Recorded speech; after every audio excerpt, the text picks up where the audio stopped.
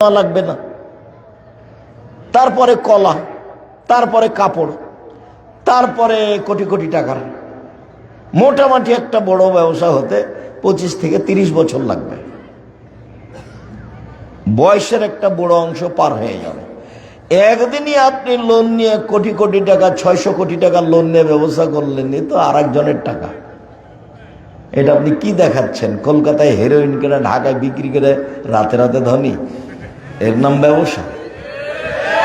এই ব্যবসায় টাকা যদি উপার্জন করেন তো এমন একদিন আসবে মানুষের সব জমি জায়গা ব্যবসা বাণিজ্য সব দখল করে নেবে, ওই পথই বন্ধ। তখন আপনারও থাকার জায়গা হবে না, আপনার বইয়েরও থাকার জায়গা হবে না। কুঁড়ে ঘর বানিয়ে থাকেন, ওতে কেউ আপনাকে বের করে দিবে না, আপনারটা ভালো আছে। সম্মানিত দিনী ভাই বোন, আল্লাহর নবী চিরদিন সালাম ফেরার পূর্বে কবরের শাস্তি থেকে বাঁচতে চাইতেন। আজকের আলোচনা, আল্লাহর নবী বলছেন যে তোমরা নিজেকে জাহান্নাম থেকে বাঁচাও, পরিবারকে বাঁচাও। তো নিজেকে বাঁচানোর জন্য একটা হাদিস বলে এই অংশ শেষ করি। উকবা ইবনে আমির রাদিয়াল্লাহু তাআলা আনহু বলেন, একদা আল্লাহর নবীকে জিজ্ঞাসা করা হলো, মান নাজাত, বাঁচার পথ কি, জাহান্নাম থেকে বাঁচার পথ কি? তখন আল্লাহর নবী বললেন যে আলজিম লিসানাক, মুখখান বন্ধ রেখো, জাহান্নাম থেকে বেঁচে যাওয়া। মুখ ব্যবহার করবেন না, ভালো কথা ছাড়া মুখ ব্যবহার করবেন না, দোকানে বসে আড্ডা পিটবেন না। চিরদিনের জন্য আড্ডা পিটা হারাম। চিরদিনের জন্য দুইজন যেখানে বসে আছে সেখানে বসে গল্প করবেন না। পরে একটা কথা বলতাম, বুখারী মুসলিমের হাদিস, ওইটা এখনই টেনে নিয়ে এসে বলে এই জায়গাটা পূর্ণ করে আগের দিকে যাই। রাসূল সাল্লাল্লাহু আলাইহি ওয়াসাল্লাম একরাহুল কালামা বাদাল ইশায়ে একরাহুন নাওমা কাবলাল ইশায়ে, আল্লাহর নবী এশার সালাতের পরে কথা বলা ঘৃণা করতেন। আল্লাহর নবী এশার সালাতের আগে ঘুমিয়ে যাওয়া ঘৃণা করতেন। এটা হলো আদর্শ পরিবারের সবচেয়ে বড় দিক।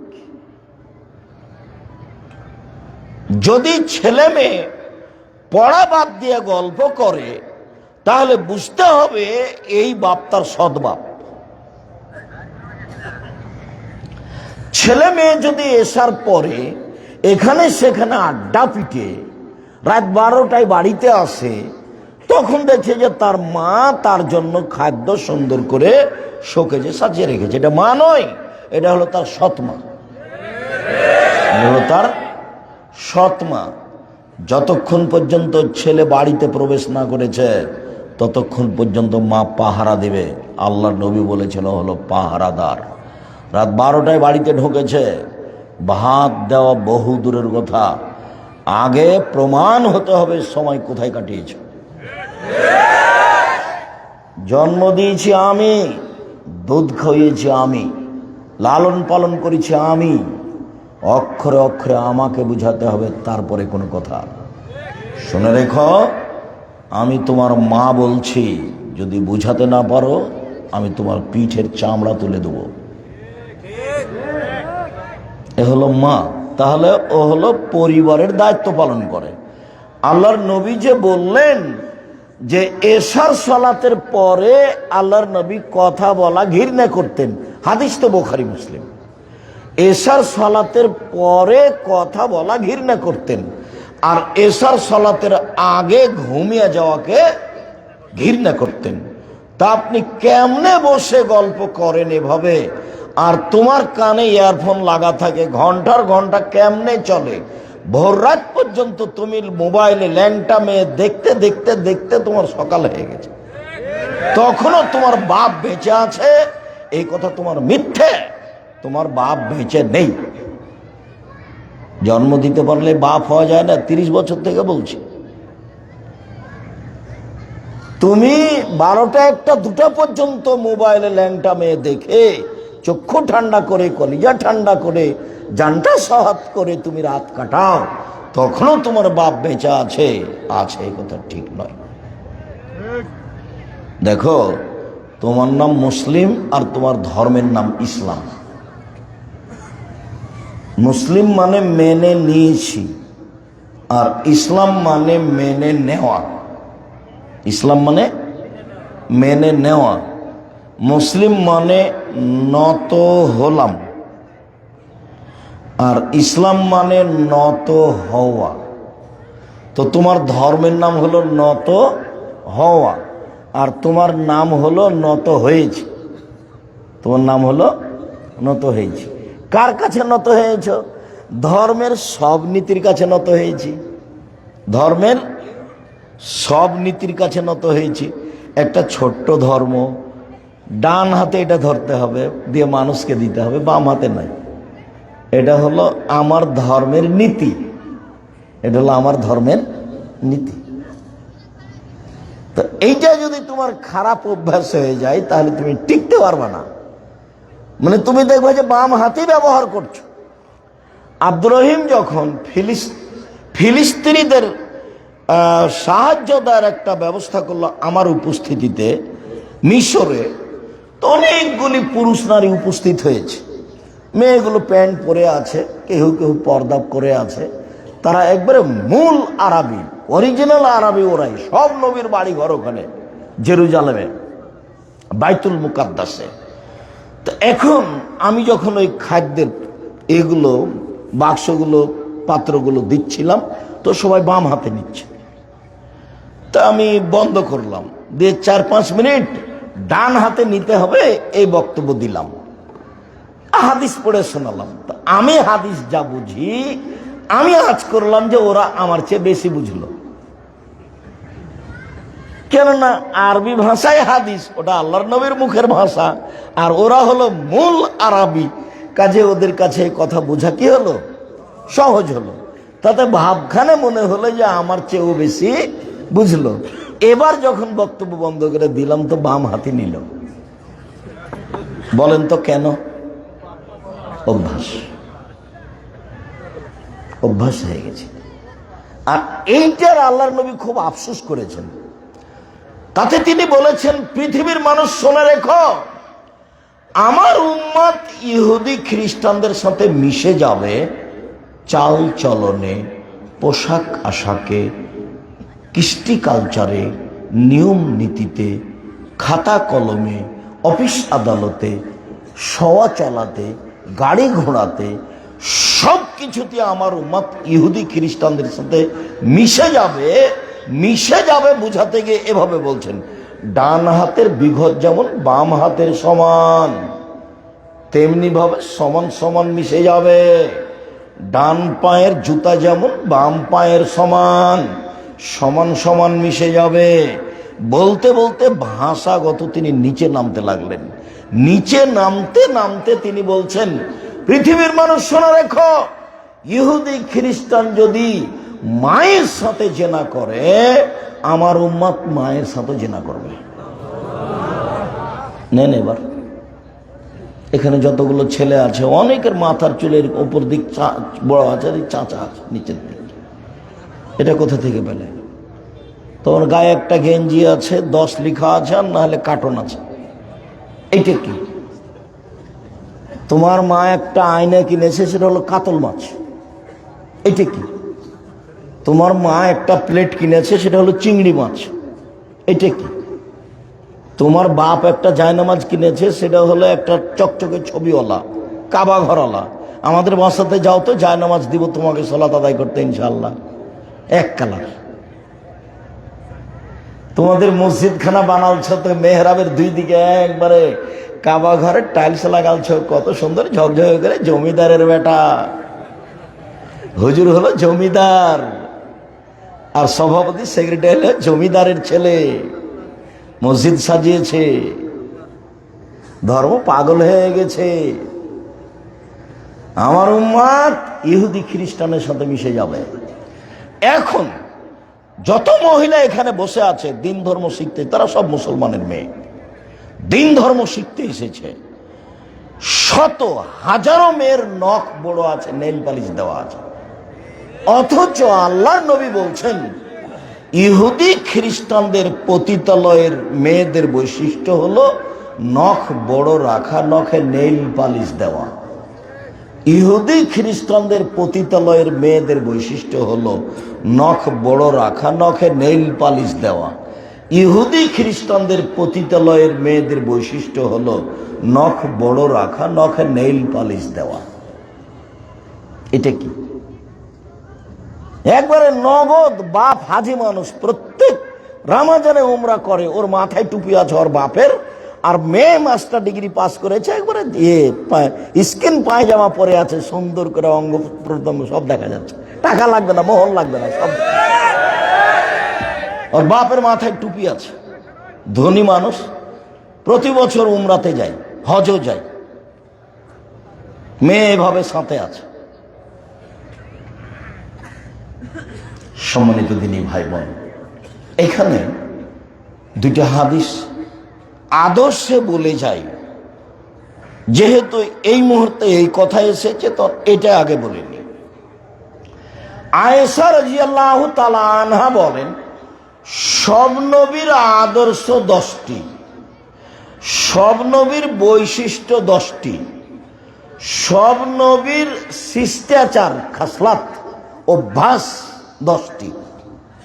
সব নবী, আদম আলাইহিস সালাম তাই, ইব্রাহিম আলাইহিস সালাম সেটাই, দাউদ নূহ আলাইহিস সালাম সেটাই, মুহাম্মদ সাল্লাল্লাহু আলাইহি সাল্লাম সেটাই, সব নবী একই। এক কাসুস সারেব, মোচ কেটে ফেলা। কোন নবীর মোচ বড় ছিল না, তবে মোচ ব্লেড দিয়ে কাটা যাবে না, চেঁচে ফেলা যাবে না, কেটে ফেলতে হবে। পুরুষের পরিচয় থাকতে হবে। এফাউল্লোহা, দাড়ি বড় করা, সব নবীর নীতি অভ্যাস শিষ্টাচার। দাড়ি চেঁচে ফেলা হারাম, ছোট করাও হারাম। দাড়ি চেঁচে ফেললে অভিশাপ হবে। কেন? ও এখন মহিলা হতে চায়, এই জন্য আল্লাহ নবী বলেছেন অভিশাপ। দাড়ি চেঁচে ফেললে চোখের পাওয়ার কমে যায়, দাড়ি চেঁচে ফেললে স্ত্রী মিলনের ক্ষমতা কমে যায়। আদর্শ পরিবার বইয়ে বিস্তারিত লেখা আছে। সব নবীর শিষ্টাচার এটা। 3, আসওয়াক, মেসওয়াক করা, দাঁত পরিষ্কার করা, সব নবীর অভ্যাস, একবারে আদম থেকে নিয়ে মুহাম্মদ সাল্লাল্লাহু আলাইহি সাল্লাম পর্যন্ত। তবে আমাদের নবী মুহাম্মদ সাল্লাল্লাহু আলাইহি সাল্লাম খুব শক্ত স্থানে অবস্থান করতেন দাঁত পরিষ্কারের ব্যাপারে। তিনি বলেছেন, লাউলা শুক্কাল উম্মতি লা আমারতুম ইয়াতাসাওয়াকা ইনদা কুল্লি সালাতিন, আমি যদি ভারী না মনে করতাম আমার উম্মতের উপরে, প্রত্যেক সালাতের সময় দাঁত পরিষ্কার করা ফরজ করে দিতাম।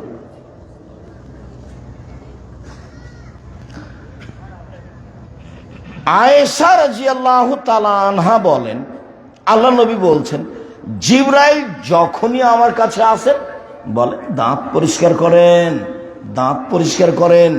যখনই জিবরাইল আমার কাছে আসেন, আমাদের নবী বলেন, তখনই জিবরাইল বলেন দাঁত পরিষ্কার করেন, দাঁত পরিষ্কার করেন। তো মনে হচ্ছে যেন কাদ উহুফিয়া মুকাদ্দামা ফিয়া, আমি দাঁত পরিষ্কার করতে করতে মুখের সামনের দিক ছিলেই ফেলি নাকি। তখন আমি আর একটা কথা বলেছি যে আমাদের নবী যদি নূরের তৈরি হয় তো জিবরাইলও নূরের তৈরি। তো জিবরাইল কয়বার দাঁত পরিষ্কার করেন যে আমাদের নবীকে দাঁত পরিষ্কার করতে বলছেন? দুইজনই কিসের তৈরি? জিবরাইল আলাইহিস সালাম নূরের তৈরি, আর মুহাম্মদ সাল্লাল্লাহু আলাইহি সাল্লাম হচ্ছেন মাটির তৈরি। তো দুইজনই যদি নূরের তৈরি হয় তাহলে কাউকে মেশক করা লাগবে না। তো জিবরাইল যে আমাদের নবীকে এতবার মেশক করতে বলছেন, তো জিবরাইল কয়বার করেন? একবারও করেন না। কেন? ওনার মুখে কোনো গন্ধ নেই, মানবিক গন্ধ নেই, উনি নূরের তৈরি, যাদের এরকম কোনো কিছু ঘটবে না। তাহলে বুঝতে হবে যে মুহাম্মদ সাল্লাল্লাহু আলাইহি সাল্লাম নূরের তৈরি নন, মাটির তৈরি, যার কারণে জিবরিল এভাবে বলছেন। আমি তখন মানবিক গন্ধ বলেছি, রাসূলের মুখখান গন্ধ করছে এই কথা বলিনি, যে আমাকে গালি দিচ্ছে ও মনে করছে যে ফেসবুকই মনে হয় হাইকোর্ট। তো ফেসবুক হাইকোর্ট নয়। আমি অন্তত তাকে আলেম বলিনি, তার বিরুদ্ধে আমার কিছু বলার দরকার নাই। তবে যারা মানুষের পিছে লাগে, মানুষের বিরুদ্ধে কথা বলে, আপনারা মানুষ হিসেবে মনে রাখবেন এরকম মানুষ আলেম নয়। আলেমের একটা স্বভাব ভিন্ন। আপনি যদি আমাকে গালি দিয়ে ধুয়ে ছেড়ে দেন, আপনার আমি নাম নিব না, বরং গালি দিতে দিয়ে যদি আপনার কথা বন্ধ হয়ে যায়, তাহলে আমি আবার রিং দিয়ে বলবো, ভাইজান আপনার কি আর কোনো গালি বাকি ছিল? থাকলে সেটা বলে নেন। আমি এই জন্য আবার রিং দিলাম যে আপনার টাকা শেষ হয়ে গেছে নাকি। কই, আমি তো কোনোদিন প্রত্যুত্তর দেওয়া প্রয়োজন মনে করিনি 90 সাল থেকে। শুনুন, নবীগণের বৈশিষ্ট্য মেসওয়াক করা। 4, কাসুল আজফারে নখ কাটা, পুরুষ নারী একই হুকুম। 5, ইন্তেশাকুল মা, অজু করার সময় ভালো করে নাকে পানি দিয়ে নাকটাকে ঝাড়তে হবে, কেন নাকে শয়তান বাস করে রাতে। এই জন্য সব নবীর অভ্যাস এইভাবে নাক পরিষ্কার করতেন। তারপরে নাকফলে বেতে বগলের লুম উঠিয়ে ফেলতে হবে, পুরুষ নারী একই হুকুম, ব্লেড ব্যবহার করা হবে না, পুরুষ নারী একই হুকুম। তারপরে হালাকুল আনাত, নিচের লুম পরিষ্কার করতে হবে, ঊর্ধ্বে টাইম 40 দিন। যেভাবে সহজ, যেভাবে সম্ভব, পুরুষ নারী একই হুকুম।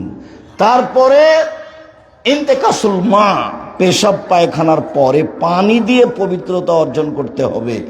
আগে ঢেল, টিস্যু পেপার, পরে পানি, এইটা বিধান নয়। আল্লাহর নবী পানি দিয়ে পবিত্রতা অর্জন করতেন। সব নবী পেশাব পায়খানার পরে পানি ব্যবহার করতেন পবিত্রতার জন্য, পরে হাত মাটিতে মেজে নিতেন। একাধিক সহিহ হাদিস বুখারী মুসলিমের। আর এখন যেটা পড়ছে সেটা মুসলিম। আগে ঢেল, টিস্যু পেপার, পরে পানি, এটা বিধান নয়। এরপরে 40 কদম হাঁটা, এটা তো প্রশ্নই আসে না। আবার পায়ের উপরে পা উঠানো, আবার খক খক করে কাঁসা পবিত্রতার জন্য। যদি তাই হয় যে 40 কদম হাঁটতে হবে, খক খক করে কাঁচতে হবে, পায়ের উপরে পা উঠাতে হবে, তো তাহলে তার বউকে করা লাগবে না? আর বউ টিস্যু পেপার নিয়ে 40 কদম হাঁটবে, ঢেল নিয়ে পায়ের উপরে পা উঠাবে, খক খক করে কাঁচবে, কেননা ও জান্নাতে যেতে চাইয়ে যাবে না। ধর্ম এরকম নয়, ধর্ম এত পাগল হয়নি। চাঁপাইনবাবগঞ্জের মহিলা বৈঠকে বলছে, বুবু শাড়ি পরে নামাজ পড়িও না বুবু, শাড়ি পরে যদি নামাজ পড়ো বুবু, তাহলে একটা ল্যাঙ্গট পরে নিও, নইলে বুবু লজ্জা স্থানের যোগাযোগ মাটির সাথে হবে, বুবু মাটি অভিশাপ করবে। বুবুর সব কথাই নাকি বুখারীতে আছে, একেবারেই মিথ্যে। এইটা যেমন 40 কদম হাঁটা একেবারে মিথ্যে। সব নবীর বৈশিষ্ট্য এটা। শুনুন, 1, মুখ বন্ধ রেখো, জান্নাত পেয়ে যাবা। 2, জরুরি প্রয়োজন ছাড়া বাইরে যাবা না, জান্নাত পেয়ে যাবা। 3, পাপের জন্য কাঁদো, জান্নাত পেয়ে যাবা। 3টে। এটা আমার আপনার জন্য থাকলো, পরিবারের জন্য এখন চলে যাচ্ছে। আমার আপনার সম্ভব গাভীর বাঁধ থেকে চাপ দিয়ে দুধ বের করে ভিতরে ঢোকানো যেমন অসম্ভব। ভিতরে ঢোকানো যাবে না তো। এটা আল্লাহ রাসূলের মুখের ভাষা, আমি আপনাকে বাংলা করে শোনালাম। বলে রেখে আমাদের কাছে চলে আসি। আল্লাহ নবী বলেছেন যে 3 শ্রেণীর মানুষ জান্নাতে যাবেই। 3 শ্রেণীর মানুষ জান্নাতে যাবেই। 1, আল্লাহর ভয়ে কাঁদে যে। 2, আল্লাহর রাস্তায় পাহারা দেয় যে, দিন ধর্মের কাজ করে যে। 3, অপর বেগানা নারীকে দেখে চক্ষু নিচু করে যে। অপর নারীকে দেখে, বেগানা নারীকে দেখে চক্ষু নিচু করে যে, সে জান্নাতে যাবেই। একজন সাহাবী বলছেন, আল্লাহর নবী, হঠাৎ যদি কোনো মহিলার উপরে চোখ পড়ে যায় তাহলে কি করব? পরিস্থিতিতে উনি জিজ্ঞাসা করলেন, আল্লাহ নবী হঠাৎ যদি কোনো মহিলার উপরে চোখ পড়ে যায় তাহলে কি করব? তখন তিনি বলছেন আমারানি, আল্লাহ নবী আমাকে আদেশ করলেন আন আশরেফা বাসারি, আমি আমার মুখখান ফিরিয়ে নিব। তাহলে আপনার বাড়িতে যে টিভি আছে, রং মাখা মহিলা যে এইভাবে খবর পড়ছে, আপনি তার মুখের উপরে চেয়ে খবর শুনছেন, এটা কি আপনার পরহেজগারিতা? আসলে সত্যিই কি আপনি 5 ওয়াক্ত সালাত আদায় করেন? এটাই কি আপনার তাকওয়া? যদি টিভির খবর শুনতেই হয় তাহলে এভাবে বসতে হবে। আর তোমার মোবাইলের খবর তুমি ভালো জানো। দেখো, জান্নাতের মেয়ে কিন্তু ভোগ করা সহজ নয়। জান্নাতের মেয়ের ব্যাপারে আল্লাহ চ্যালেঞ্জ করে বলেছেন, জান্নাতের মেয়েদেরকে কোনো মানুষ কোনোদিন স্পর্শ করেনি, কোনো জিন কোনোদিন স্পর্শ করেনি। ওদের দেখে মনে হবে ওরা এত সুন্দরী, ওরা এত সুন্দরী, ওরা এত সুন্দরী। ওদের দেখে মনে হবে ঝিনুকের মধ্যে লুকানো মুক্তা। ওদের মাথার চুল হবে লম্বা লম্বা, কোঁকড়া কোঁকড়া, কুচকুচে কালো। ওদের চক্ষু হবে লম্বা লম্বা, টানা টানা, ডাগর ডাগর। 15-16 বছর বয়সের মেয়ে স্বাভাবিকভাবে যেমন বোঝা যায়, জান্নাতের মেয়েরা তেমন ভিন্ন ধরনের আল্লাহ তাদেরকে সৃষ্টি করেছেন। যতবার আপনি তাকে দেখবেন ততবার তার রূপ ভিন্ন ধারণ অবলম্বন করবে, রং ভিন্ন হয়ে যাবে। 1 মিনিট আগে যেটা দেখেছেন 1 মিনিট পরে দেখবেন আর এক রকম হয়েছে। আজকে সারাদিন যেটা দেখেছেন পরের দিন দেখবেন এখন ওই রূপ না, এটা আরো ভিন্ন হয়ে গেছে। এইসব মেয়ে আল্লাহ আপনার জন্য জান্নাতে রেখেছে, আর আপনি আপনার মনটা ঠান্ডা করলেন, কলিজাটা ঠান্ডা করলেন, চক্ষু ঠান্ডা করলেন মোবাইলে ল্যাংটা মেয়েকে দেখে। জান্নাতের মেয়ে কি পড়ে আছে?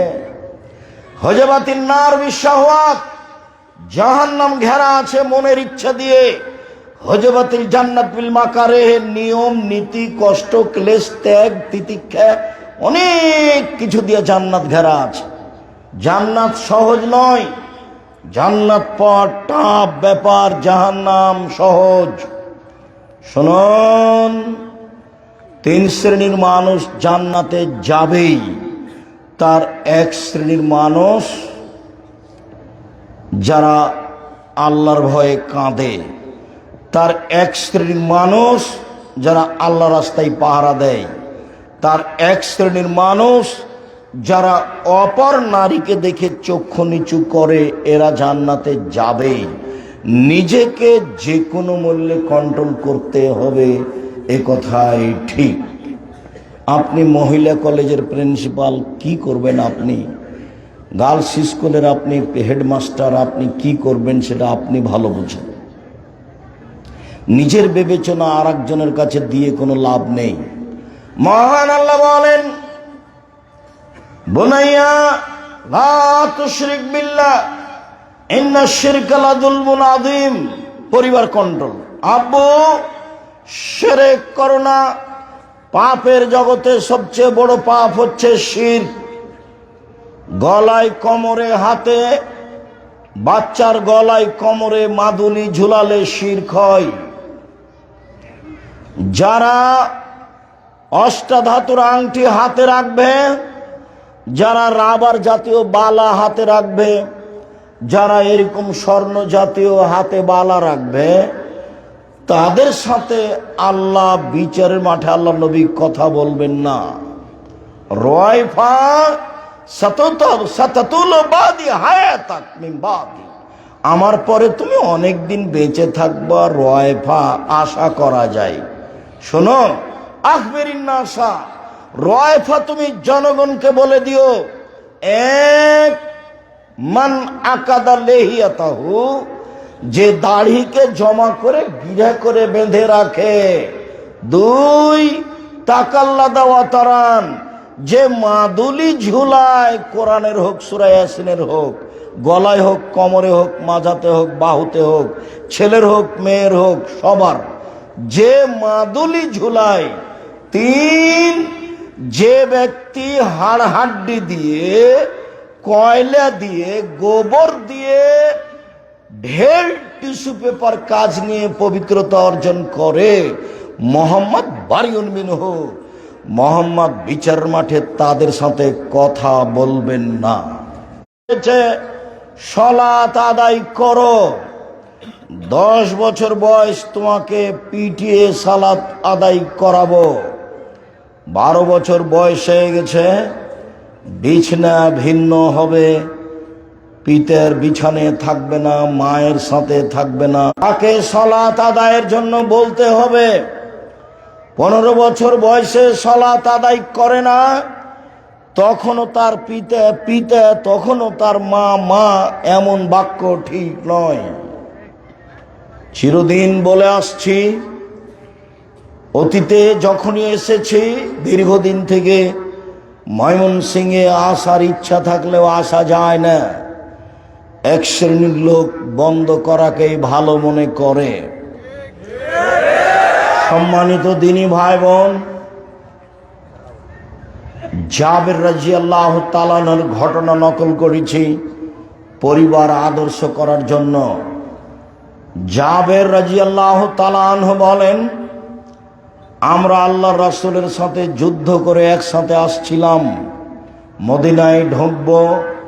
ইতিমধ্যে তিনি বললেন, এই শোনো, সবাই এখানে থাকো, সকালে মদিনায় প্রবেশ করব। আমি জাবের বললাম, আল্লাহর নবী, আমি নতুন বিবাহ করেছি, আমাকে বাড়ি যেতে অনুমতি দেন। আল্লাহর নবী বললেন, বিকরানাম সাইয়্যিবা, তুমি কুমারী মেয়ে বিবাহ করেছো না তালাক প্রাপ্তা মেয়ে বিবাহ করেছো?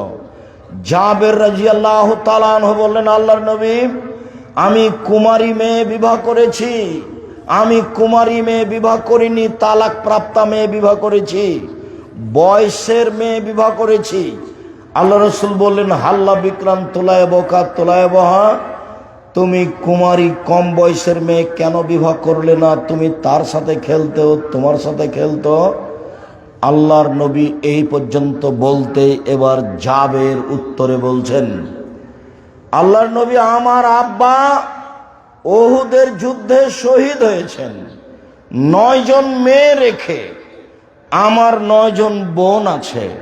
আল্লাহর নবী, আমার আব্বা উহুদের যুদ্ধে শহীদ হয়েছেন 9 জন মেয়ে রেখে, আমার 9 জন বোন আছে। আক্রাহ আন আতাজাওয়াজা মিসলাহুন্না, তাদের মতো কম বয়সের কম বুদ্ধির মেয়েকে বিবাহ করা পছন্দ করিনি 4টা কারণে। আল্লাহর নবী, আমার বোনদের মতো কম বয়সের কম বুদ্ধির মেয়েকে বিবাহ করা পছন্দ করিনি 4টা কারণে। 1, লেতুয়াল্লেমাহুন্না, বেশি বয়সের মহিলাকে বিবাহ করেছি যাতে করে আমার স্ত্রী আমার বোনদেরকে বিদ্যা শিখাতে পারে। মনের স্বাদ মিটানোর নাম সংসার নয়। 2, অলেতুয়াদ্দেবাহুন্না, আমার স্ত্রী যেন আমার বোনদেরকে শিষ্টাচার শিখাতে পারে। অলেতুরাজ্জালাহুন্না, আমার স্ত্রী যেন আমার বোনদের মাথার চুল চিরুনি করে সাজগোজ করে পরিপাটি করে রাখতে পারে। 4, অলেতাকুম আলাইহিন্না, আমার স্ত্রী যেন আমার বোনদেরকে পাহারা দিতে পারে, তার নাম মা। উপস্থিত বৈঠকের মুসলিম বোন শোনেন, এই মেয়ে কথা বলছো কেন? এক খেয়ালে চেয়ে থাকেন। মা মানে এক, ছেলে মেয়েকে মায়ে বিদ্যা শিখিয়ে দিবে, তার মানে মেয়েদের শিক্ষার ব্যবস্থা করতে হবে। জামিয়া সালাফিয়া যেখানেই গড়া হয়েছে সেখানেই ছেলে মেয়েদের ভিন্ন ভিন্ন ব্যবস্থা আছে। ময়মনসিংহ ফুলপুরেও না কোথায় বেশ কিছু জমি আছে, সেখানে গড়লেও এইভাবেই হবে ইনশাআল্লাহ। দেশের সবচেয়ে বড় প্রতিষ্ঠান জামিয়া সালাফিয়া। জামিয়া সালাফিয়া প্রায় 5000 ছেলে মেয়ে পড়াশোনা করে। দেশ বিদেশের শিক্ষক মিলে প্রায় 300 জন শিক্ষকতা করে, শিক্ষক শিক্ষিকা। দেশের আয়তনে সবচেয়ে বড় প্রতিষ্ঠান। রূপগঞ্জ নারায়ণগঞ্জ প্রায় 100 বিঘা জমির উপরে। রাজশাহী প্রায় 40 বিঘা জমির উপরে। দিনাজপুর প্রায় 20 বিঘা জমির উপরে। এদেশের সর্ববৃহৎ প্রতিষ্ঠান জামিয়া সালাফিয়া, শিরক মুক্ত প্রতিষ্ঠান জামিয়া সালাফিয়া, বিদআত মুক্ত প্রতিষ্ঠান জামিয়া সালাফিয়া, দল মুক্ত প্রতিষ্ঠান জামিয়া সালাফিয়া, সংগঠন মুক্ত প্রতিষ্ঠান জামিয়া সালাফিয়া, হিংসা মুক্ত প্রতিষ্ঠান জামিয়া সালাফিয়া, শিক্ষা মানে সর্বোচ্চ প্রতিষ্ঠান জামিয়া সালাফিয়া, শিক্ষক গুণে সর্বোচ্চ প্রতিষ্ঠান জামিয়া সালাফিয়া। ইন্ডিয়া থেকে আছে 4 জন, যাদের অনেক বেতন। মদিনা বিশ্ববিদ্যালয় থেকে যারা আসেন শিক্ষা দেন, তাদের যাতায়াত খরচ, তাদের থাকা খাওয়া খরচ, অনেক ব্যয়বহুল খরচ আছে। দেশের শিক্ষক শিক্ষক তো আছেই। ভিন্ন ধরনের প্রতিষ্ঠান জামিয়া সালাফিয়া। আল্লাহর নবীর সামনে বলছেন, আল্লাহর নবী, আমি বেশি বয়সের মেয়ে বিবাহ করেছি যাতে করে আমার বোনদেরকে বিদ্যা শিখাতে পারে। জন্মসূত্র নীতি হলো বিদ্যা। 2, শিষ্টাচার শিখাতে পারে। কেউ জানে না শিষ্টাচার কাকে বলে। শিষ্টাচার একটা শব্দ, ঘোড়ার ডিম যেমন একটা শব্দ, ঘোড়ার ডিম এইটা যেমন একটা শব্দ, শিষ্টাচার তেমন একটা শব্দ। শিষ্টাচার কি আব্দুর রাজ্জাক সাহেব? তো শিষ্টাচার দেখছো না? শিষ্টাচার কি? নোংরা শিষ্টাচার আগে বলি। নোংরা শিষ্টাচার, তোমার ভাইয়ের প্যান্টটা টাকানোর নিচে আছে, তোমার মা রোজ সাফ করে গায়ে দেয়, তার একদিন তোমার মা কোন হাতটা কোন পাটা আগে দিতে হবে সে বিবেচনা করেনি, জানা নাই তার শিষ্টাচার কি জিনিস। তোমার বোন এখন নখ বড় রেখে নীল পালিশ দেওয়া আছে, জানে না শিষ্টাচার কাকে বলে। তোমার বোন এখন ভুরু তুলে চিকন করে ভুরু পেন দিয়ে রেখেছে, জানে না শিষ্টাচার কাকে বলে। দাঁত ছিলে পরিষ্কার করে রেখেছে, জানে না শিষ্টাচার কাকে বলে।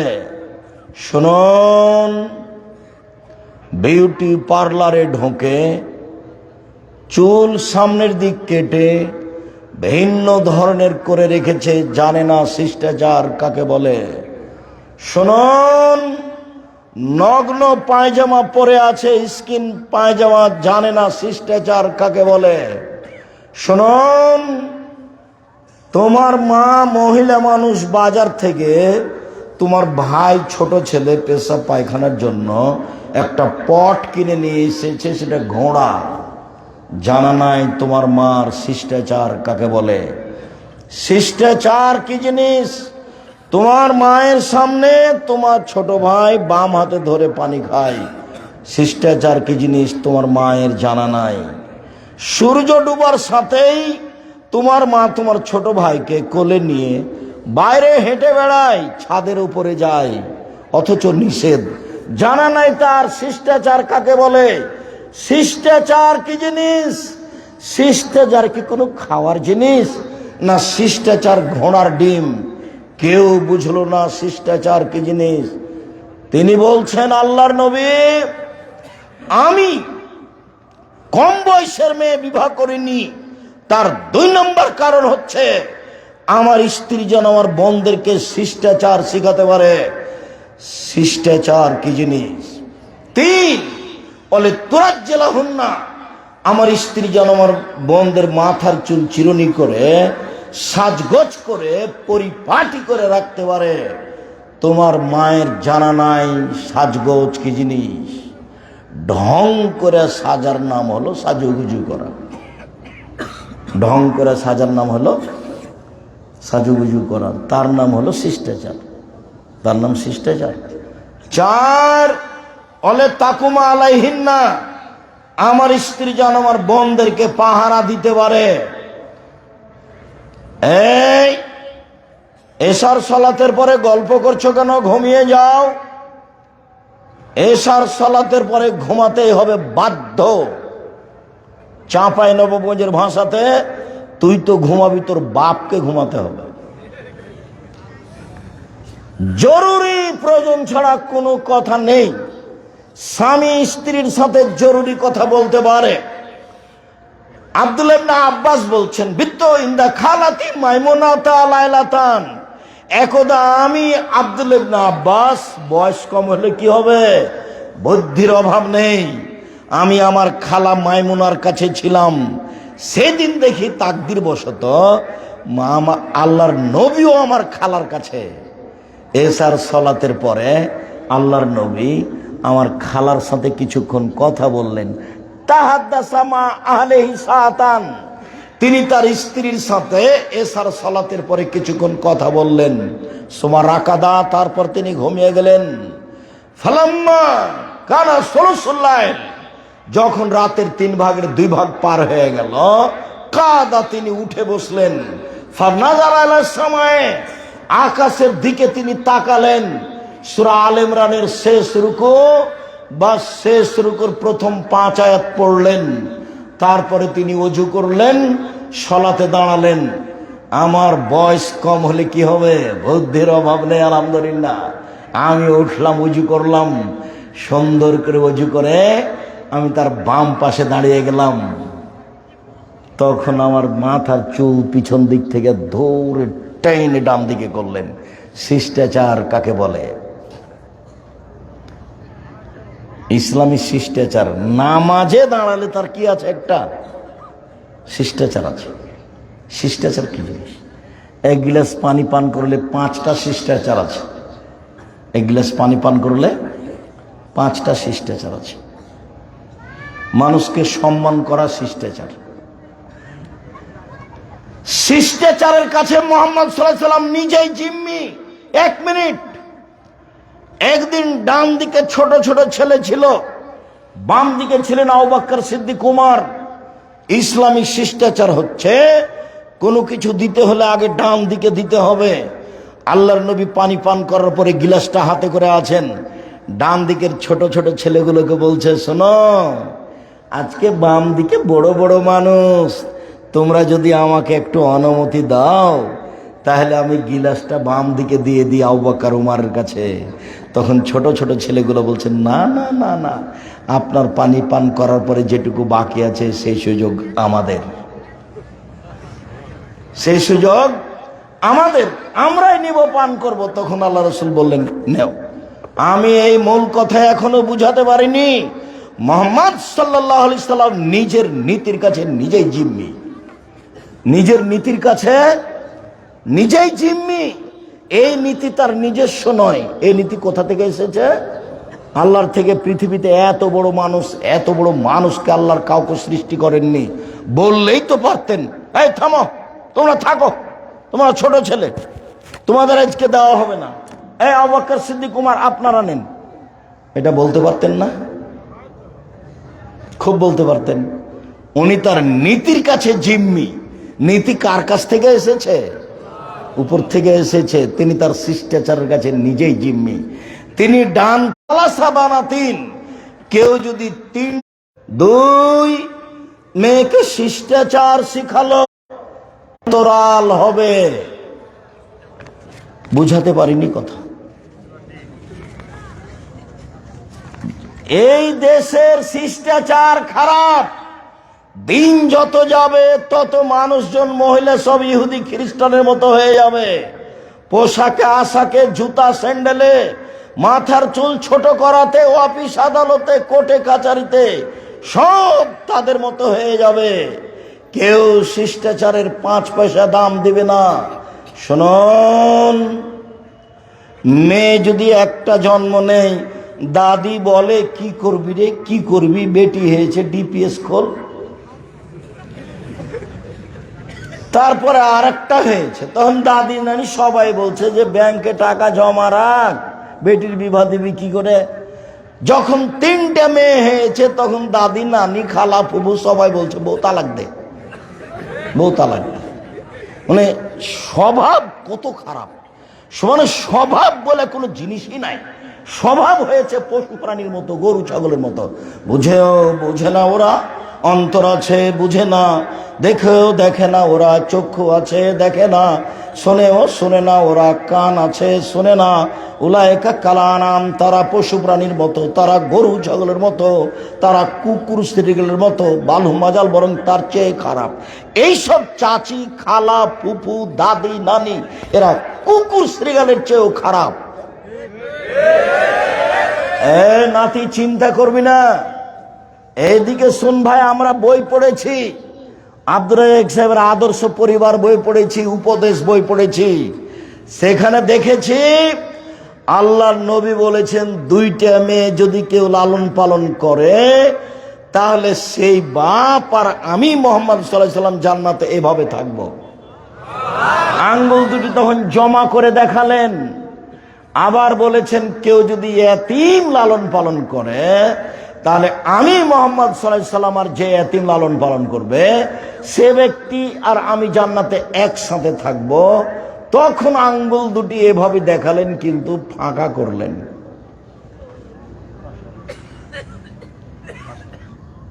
পাশাপাশি। আর যদি 2টা মেয়ের লালন পালন হয় তাহলে একসাথে।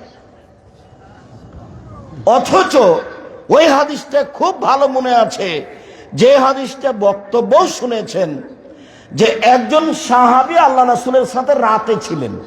তো রাতে ঘুমানোর পূর্বে ওযুর পানি আর মেশক নিয়ে উপস্থিত।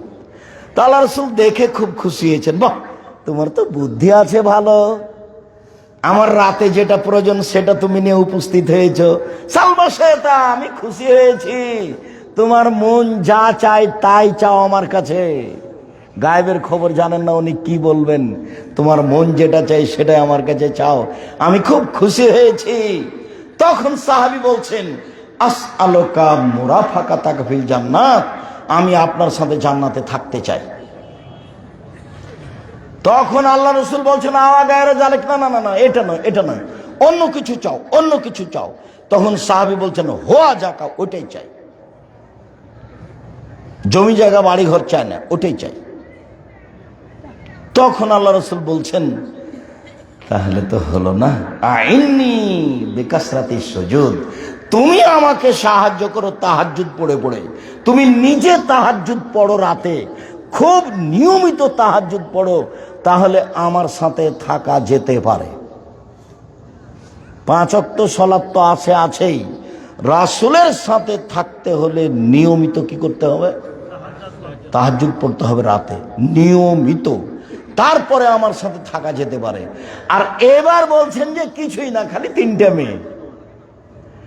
তবে 1 নম্বরে আছে বিদ্যা। বাপে বুঝতে পারেনি বিদ্যা কি জিনিস, বাপ একটা বুদ্ধি করেছে। কি বুদ্ধি? 4র্থ শ্রেণী থেকেই একটু মেধাটা ভালো, তখন বাপে বলছে যে মেয়েটাকে আমার ডাক্তার করা লাগবে, মেয়েটাকে আমার ডাক্তার করা লাগবে। তো 4 থেকে 4টে করে প্রাইভেট মাস্টার রেখেছে। তারপরে যখন 9ম 10মে গেছে তখন 5 জন শিক্ষক রেখেছে প্রাইভেট মাস্টার। তারপরে যখন ইন্টার পাস করেছে, না ম্যাট্রিক পাস, হ্যাঁ ইন্টার পাস করেছে, এখন বিশ্ববিদ্যালয়ে ভর্তি করতে হবে, তখন যতটা সাবজেক্টে পরীক্ষা হবে সবটা মাস্টার রেখেছে। বাপে মেয়েকে পড়াচ্ছে, বিদ্যা শিখাচ্ছে, বাপে মেয়েকে বিদ্যা শিখাচ্ছে।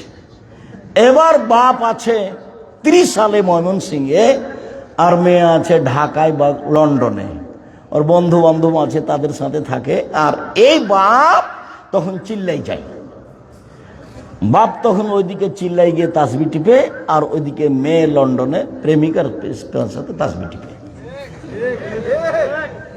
আরো পুরুষের সাথে যেভাবে ডাক্তারি করা লাগে সেভাবে করে, যা করা লাগে। টাকা পয়সা খরচ করতে করতে ফলাফলে হলো এটা। তখন বাপে বলছে, মেয়ে বের হয়ে গেছে, চলে গেছে, বিবাহ বসে গেছে, বাপকে আর বলেনি। তখন বাপে বলছে তোকে জবে করবো, তোকে জবে করবে, তোকে জবে করবো, তোকে পাইলে একবারে জবে করে নদীতে ভাসিয়ে দিব, এই কথা বলছে। তোকে ত্যায্য পুত্র করলাম, তোকে ত্যায্য পুত্র করলাম। এ যদি লাখো বার বলে যে ত্যায্য পুত্র করলাম, এই কথার 5 পয়সা দাম নাই। বাপ মরলে মেয়ে জমি ভাগ করে নিবে, এই কথাই ঠিক। তুমি একটা কাপুরুষ পিতে মেয়েকে বিদ্যা শিখাতে পারোনি। বিদ্যা কাকে বলে? তোমার মেয়ে নগ্ন পোশাকে থাকে, তুমি ভালো জানো। তোমার মেয়ে মাথায় কাপড় দেয় না, তুমি এই কথা ভালোভাবে জানো। তোমার মেয়ে হাজারো পুরুষের সাথে জেনার গল্প করে, তুমি এই কথা ভালোভাবে জানো। আল্লাহর নবী বলেন, মান ওয়ালাদালাহু ওয়ালাদুন, কারো যদি ছেলে মেয়ে জন্ম নেয়, ফাল ইহসান ইসমাহু, সে যেন সুন্দর নাম রাখে। জন্মের 7ম দিনে নাম রাখতে হবে। কুরবানির সাথে আকিকার কোনো সম্পর্ক নাই। সারা দুনিয়ার হুজুর যদি একদিকে হয়ে বলে 5 পয়সা দাম নাই, কুরবানি ভিন্ন জিনিস, আকিকা ভিন্ন জিনিস। কুরবানি ভিন্ন জিনিস, আকিকা ভিন্ন জিনিস। জন্মের 7ম দিনে আকিকা দিতে হবে, দিতেই হবে। ভিক্ষা করে আকিকা দিতে হবে, ভিক্ষা করে।